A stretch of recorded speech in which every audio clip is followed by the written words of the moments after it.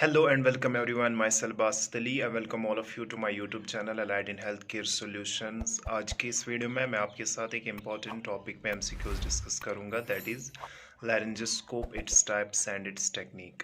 इस टॉपिक के रिलेटेड जो है आपके एग्जाम्स में बहुत सारे क्वेश्चंस आते रहते हैं और इसीलिए आज मैंने इस वीडियो में इसी टॉपिक के रिलेटेड MCQs डिस्कस किए हुए हैं। आई होप ये सारे MCQs आपके लिए हेल्पफुल रहे। तो आज का जो पहला क्वेश्चन आपकी स्क्रीन पे रहेगा that is Okay, so the first question which is on your screen, it is an image based question. You have to identify this. अपने इस इमेज को आइडेंटिफाई करना है, फिर इसका आंसर करना है। यहाँ पे आप देख सकते हैं एक लैरिंजोस्कोप, जहाँ तक हम इसको देख पा रहे हैं। अब इसको आप आइडेंटिफाई करेंगे ऑप्शंस में, सीट्रैट, मैग्रेथ, मैकॉय, टल। तो इनमें से जो इसका राइट आंसर रहेगा दैट इज़ मैग्रेथ। तो ये मैग्रेथ लैरिंजोस्कोप है, जो एक वीडियो लैरिंजोस्कोप होता है। और साथ में ये भी याद रखेंगे इसकी एडवांटेज जो है, इसकी एडवांटेज,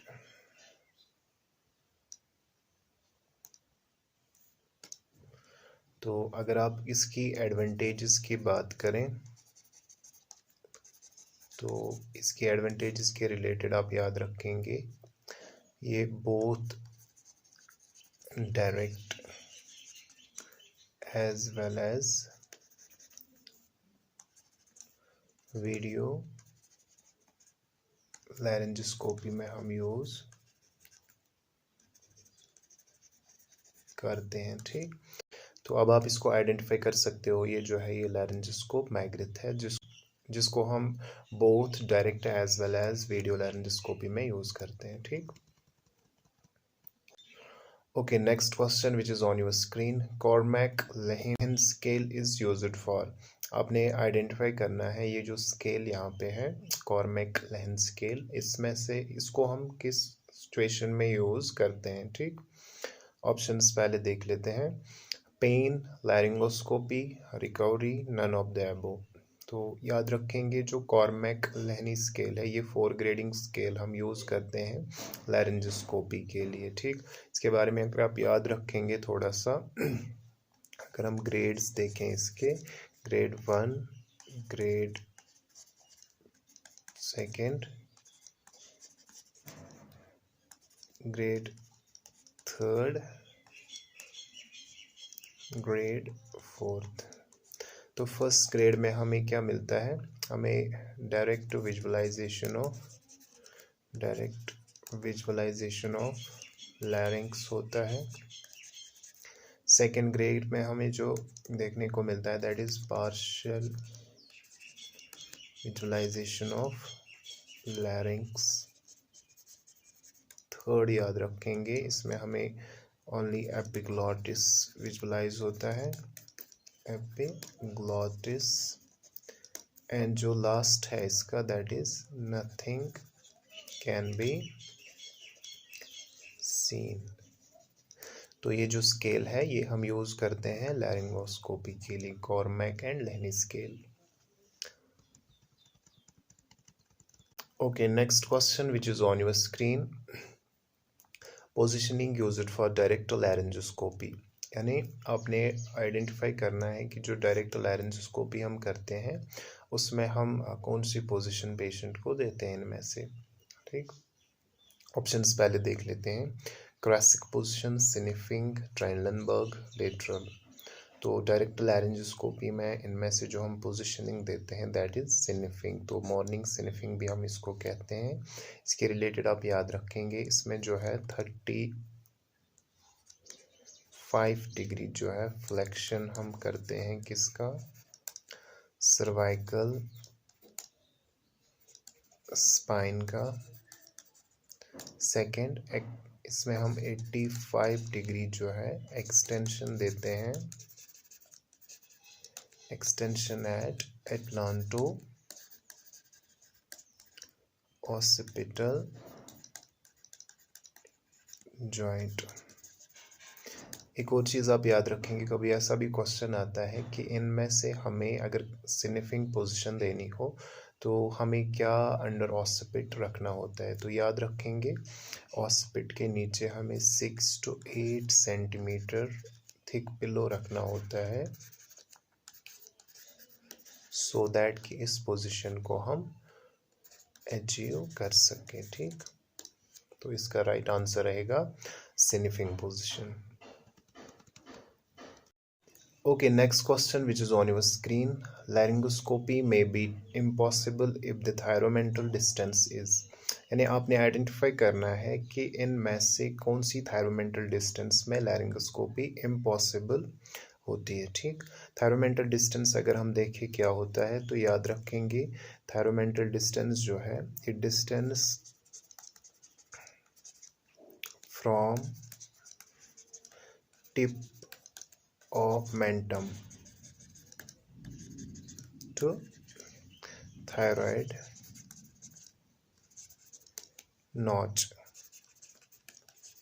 ठीक, थायराइड ग्लैंड का जो नॉच है उससे लेके जो चिन है, मेंटम यूजुअली हम उसको किसको कहते हैं, चिन को, तो यहाँ से लेके थायराइड नॉच तक जो डिस्टेंस नॉर्मल होती है that is round about 7 centimetre. ठीक, तो एक नॉर्मल थायरोमेंटल डिस्टेंस होती है। ठीक, आपने अब आइडेंटिफाई करना है कि कौन सी डिस्टेंस पे लैरिंगोस्कोपी इम्पॉसिबल होती है। ठीक, ऑप्शंस पहले देख लेते हैं। 6.5 to 7 तो ये नॉर्मल है, यहाँ पे कोई इशू नहीं रहेगा।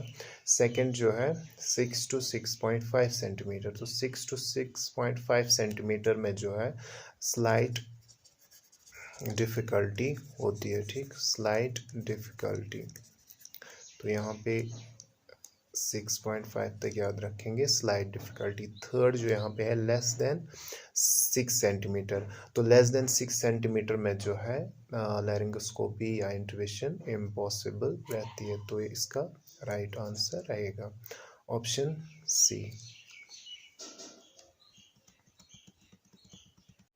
Okay, next question which is on your screen. The polio blade laryngoscope is used. The polio blade laryngoscope is useful in. आपने आइडेंटिफाई करना है कि जो पोलियो ब्लेड लैरिंजोस्कोप है वो इनमें से कौन सी सिचुएशन में यूज़फुल होता है। ठीक, तो ऑप्शंस पहले देख लेते हैं। Large breast, restricted neck mobility, barrel chest, all of the above. अगर हम बात करें पोलियो ब्लेड लैरिंजोस्कोप की, ये इंट्रोड्यूस किया गया था जब पोलियो एपिडेमिक हुआ था। पोलियो एपिडेमिक के टाइम पे इसको यूज़ किया गया था। ठीक, तो पोलियो एपिडेमिक में इस लैरिंजोस्कोप को जो आयरन लंग पेशेंट होते थे, आयरन लंग पेशेंट, तो उनमें यूज़ किया जाता था। बट अगर हम इसको यूज़फुलनेस की बात करें तो लार्ज ब्रेस्ट पेशेंट में भी ये यूज़फुल रहता है। सेकंड, रिस्ट्रिक्टेड नेक मोबिलिटी, जिनकी नेक रिस्ट्रिक्शंस होती है मूव करने में। थर्ड जो बैरल चेस्ट, जिसको हम हाइपर इन्फ्लेटेड चेस्ट या बैरून चेस्ट भी कहते हैं, तो इन सारी सिचुएशंस में जो है पोलियो ब्लेड लैरिंजोस्कोप यूज़फुल रहता है, तो इसका राइट आंसर जो रहेगा ऑल ऑफ द अबव।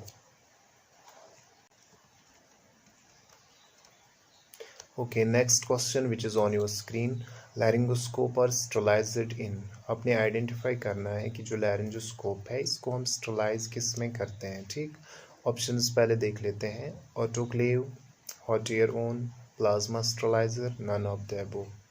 पहले हम जो लैरिंजोस्कोप की स्टरलाइजेशन की बात करें तो लैरिंजोस्कोप स्टरलाइजेशन, इसको हमें हाई लेवल ऑफ डिसइंफेक्शन की ज़रूरत पड़ती है। हाई लेवल ऑफ डिसइंफेक्शन की ज़रूरत पड़ती है।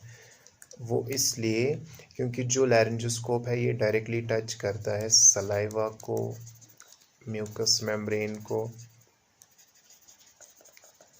थर्ड जो है कभी कभार ब्लड को भी टच करता है। ठीक, तो इसको हमें हाई लेवल ऑफ डिसइंफेक्शन करनी होती है, तो इसका जो रिक्वायर्ड मेथड है दैट इज़ ऑटोक्लेविंग, तो ऑटोक्लेविंग इसका राइट ऑप्शन रहेगा।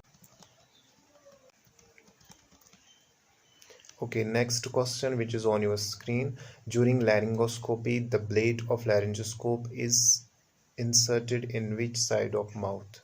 यानी आपने आइडेंटिफाई करना है कि जब हम लैरिंजोस्कोपी करते हैं तो लैरिंजोस्कोप ब्लेड को हम माउथ के कौन से साइड में इंसर्ट करते हैं, ठीक। ऑप्शंस पहले देख लेते हैं, right side, left side, upper side, lower side. तो याद रखेंगे जब भी हम माउथ इंसर्शन ऑफ लैरिंजोस्कोप ब्लेड की बात करें तो इसको हम थ्रू राइट साइड इंसर्ट करते हैं, और फिर इससे क्या होता है, एक तो हम इजीली टंग को पुश कर सकते हैं towards left. Second, it minimise chance of incisor injury. दो चीज़ें याद रखेंगे, राइट साइड इंसर्ट करने में हमें इसको इजीली हम टुवर्ड्स लेफ़्ट साइड टंग को पुश कर सकते हैं। सेकंड, जो इंसिजर इंजरी चांस हाई रहता है लैरिंजोस्कोपी के दौरान, तो इससे थोड़ा मिनिमाइज चांस रहता है। थर्ड, याद रखेंगे इससे हमें विजुअलाइजेशन फिर इजीली होती है लैरिंजियल स्ट्रक्चर्स को, ठीक। बट एक और बात याद रखेंगे लैरिंजोस्कोपी के बारे में, कभी ऐसा भी क्वेश्चन आता है लैरिंजोस्कोपी के टाइम पे जो लैरिंजोस्कोप है इसको हम कौन से हैंड में होल्ड करते हैं, तो इसको हम नॉन डोमिनेंट हैंड से होल्ड करते हैं, that is usually left hand, ठीक। तो लेफ्ट हैंड में हम इसको रखते हैं, ठीक।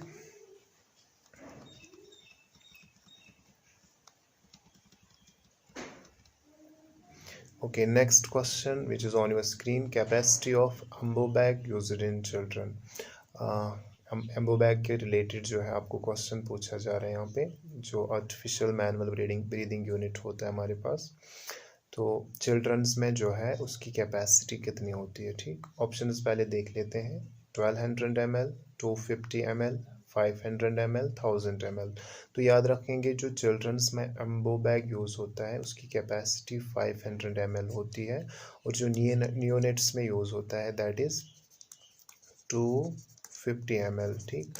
और जो 1200 ml है ये यूजुअली एडल्ट्स कैपेसिटी होती है, ठीक। तो इसका राइट आंसर जो रहेगा 500 ml।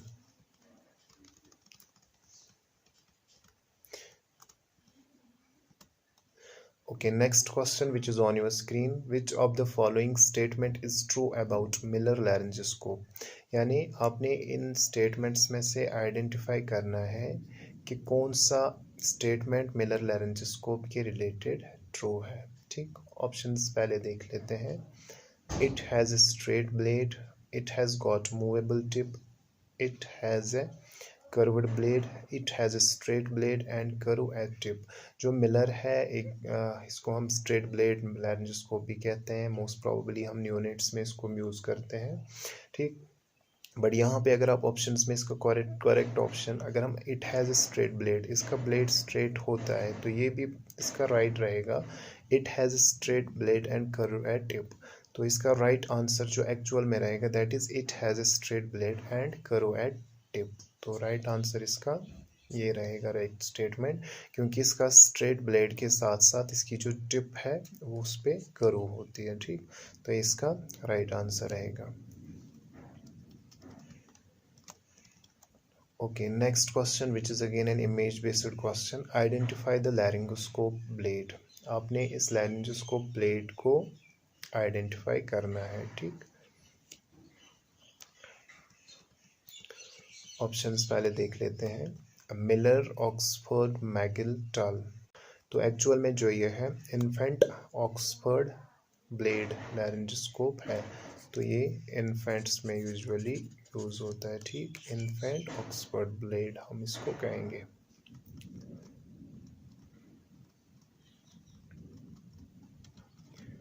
Okay, next question which is again an image based question, identify this. आपने इस लैरिंजोस्कोप को आइडेंटिफाई करना है, ठीक।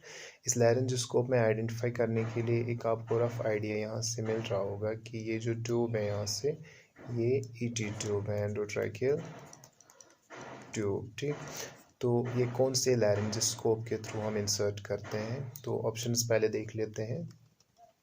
पहला जो ऑप्शन यहाँ पे है वो स्कोप लैरिंजोस्कोप, ब्लॉड लैरिंजोस्कोप, सीमैक, फ्लेक्सिबल फाइबर ऑप्टिक। तो ये एक्चुअल में जो है वो स्कोप लैरिंजोस्कोप है, जो आपने अभी ऊपर इमेज देखी ये है। वो स्कोप लैरिंजोस्कोप, इसके बारे में आप याद रखेंगे। ये जो है एक इनडायरेक्ट लैरिंजोस्कोप है, इनडायरेक्ट लैरिंजोस्कोपी में हमें आता है। तो सेकंड इसके रिलेटेड आप याद रखेंगे, इसकी एक एक्स्ट्रा चैनल होती है जिसके थ्रू हम क्या कर सकते हैं, channel through which ET tube can be introduced. तो ये आप याद रखेंगे, इसकी जो ये चैनल है उस चैनल के थ्रू हम ईटी ट्यूब को इंट्रोड्यूस कर सकते हैं।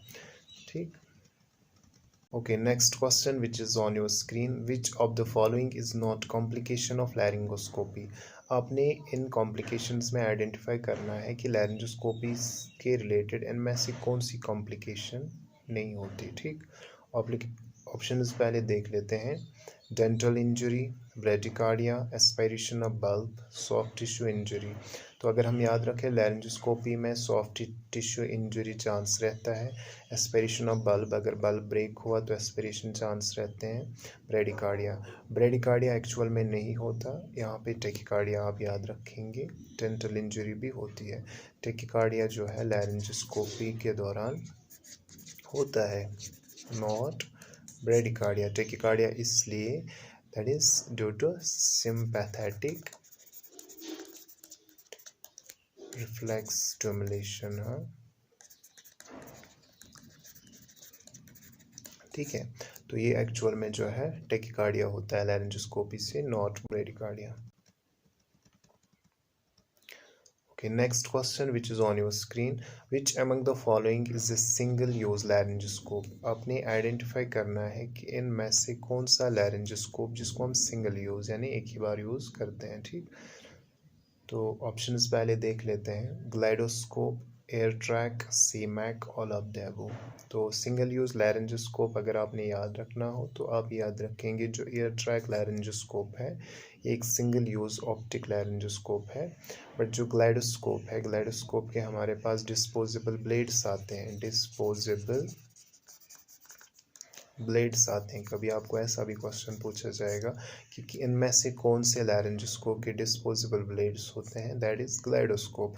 बट जो एयर ट्रैक ऑप्टिक लैरिंजोस्कोप है ये एक सिंगल यूज लैरिंजोस्कोप होता है। ठीक, okay. Next question which is an image based question.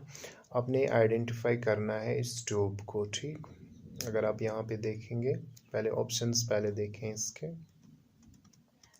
Combi tube, double lumen endotracheal tube, ProSeal LMA, Ryles tube. इस ट्यूब के रिलेटेड जो आप याद रखेंगे, ये एक्चुअल में जो है एक कॉम्बी ट्यूब है। ठीक, तो ये कॉम्बी ट्यूब है, कॉम्बी ट्यूब है। ठीक, इसके रिलेटेड हम याद रखेंगे, इसके दो कफ्स होते हैं, one is distal cuff, second जो है दैट इज प्रॉक्सिमल कफ। कभी इस पे ये भी क्वेश्चन आता है कि जो डिस्टल कफ है उसको हम कितने ml ऑफ एयर से इन्फ्लेट करते हैं, उसके रिलेटेड आप याद रखेंगे दैट इज़ 12 to 15 ml।